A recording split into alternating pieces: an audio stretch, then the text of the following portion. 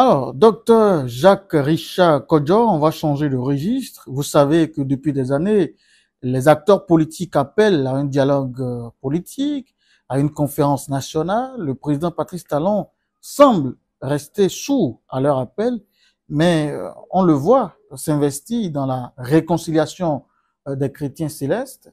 Le chef de l'État ne pratique-t-il pas une politique de deux poids, deux mesures, selon vous, docteur Jacques Richard Kodjo? Mais non, pas du tout.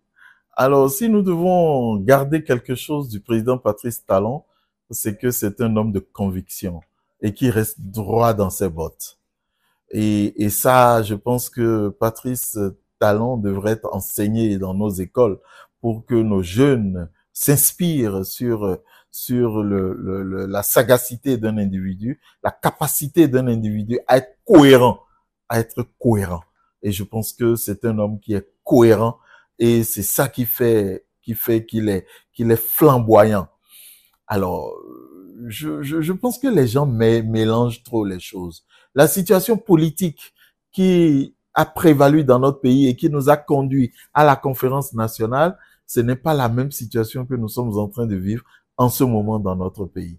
Ensuite, les problèmes au niveau des religions. Alors, c'est pas la première fois, c'est pas les célestes qui sont les premiers que le président Patrice Talon a réconciliés. Et qu'il vous souvienne que je pense que c'était dans le premier mois de sa prestation de serment en 2016 qu'il a procédé à la réconciliation des protestants dans notre pays et la réunification est en cours dans notre pays depuis. Ils font désormais des congrès ensemble, ils font désormais des réunions ensemble et c'est très beau.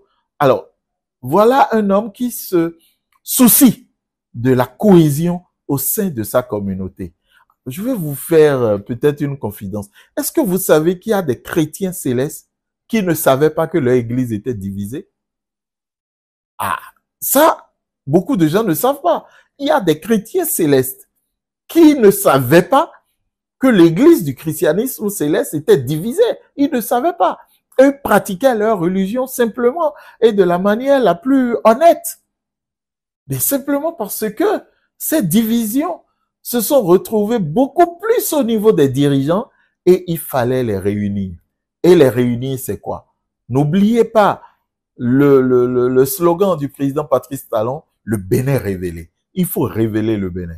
Et l'un des secteurs par lesquels il faut révéler le Bénin, c'est le secteur du tourisme. Et aujourd'hui, le tourisme religieux peut nous faire une captation énorme de ressources.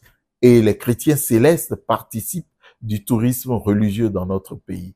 À Noël, sur la plage de Sémé, c'est quand même quelque chose. Des gens viennent de toutes les parties du monde pour participer à ce pèlerinage.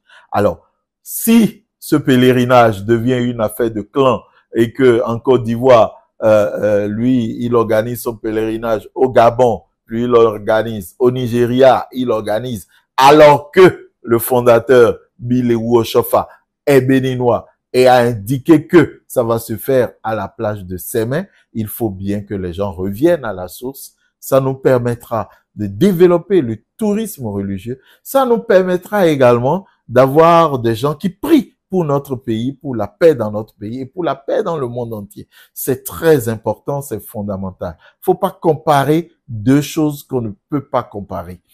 Aujourd'hui, nous n'avons aucun problème sur le plan politique. Sur le plan politique, on a juste des règles. On a juste une réforme qui est en cours et il y a des gens qui refusent de se mettre en règle pour suivre ces réformes-là. Et même ces gens-là qui refusent, c'est pas des gens sérieux.